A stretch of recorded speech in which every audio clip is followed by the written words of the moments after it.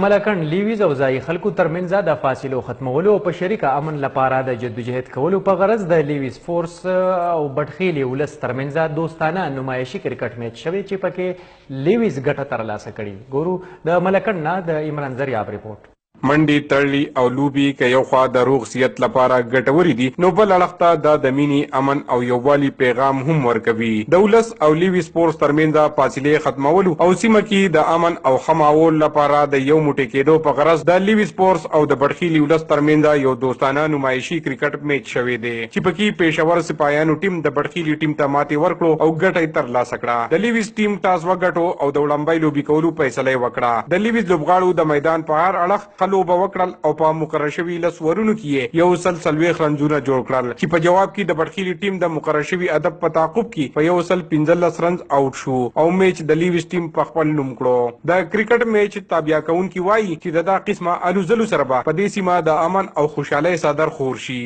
د عوامو او د لیویز په منځ کې یو ښه تعاون به حال شي، یو اعتماد جوړ شي چې دې کم مسایل دي زموږ په دې علاقه کې کم په معاشره کې کم برایانې دي چې دوی یو ځای د هغې لپاره کار شروع کړي او د هغې اختتام په څه طریقه باندې وکړی شي. دې میچ په حواله سره دا پیغام دی چې عام سیویل چې څونه یو که موږ یو ځای شو برایي غلط عناصر چې څونه دي عام سړی هم نه خوښوي او دوی هم نه خوښوي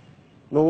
باکار بیا موږ یو 1850 لیول ته پرېښې په ملکن کې نو که نن دا 7.5-8 لکه آبادي د دې میچ په ذریعه زموږ دا پیغام دی چې که دا د دې لیول سره ودرېده نو داسې سوال نه پیدا کېږي چې غلط عناصر دلته کې سر اوچت کړي شي یا د هغوی هغه کاروبار دلته کې اوچتلی شي. د میچ اخیره کې د تقسیم انعامات دستوره وشوه چې پکې ایډیشنل اسسټنټ کمشنر علي رضا شاه په کامیاب لوبغاړو کې ټرافي او انعامونه تقسیم کړل. عمران زریاب، خیبر نیوز، بټخیله، ملکن.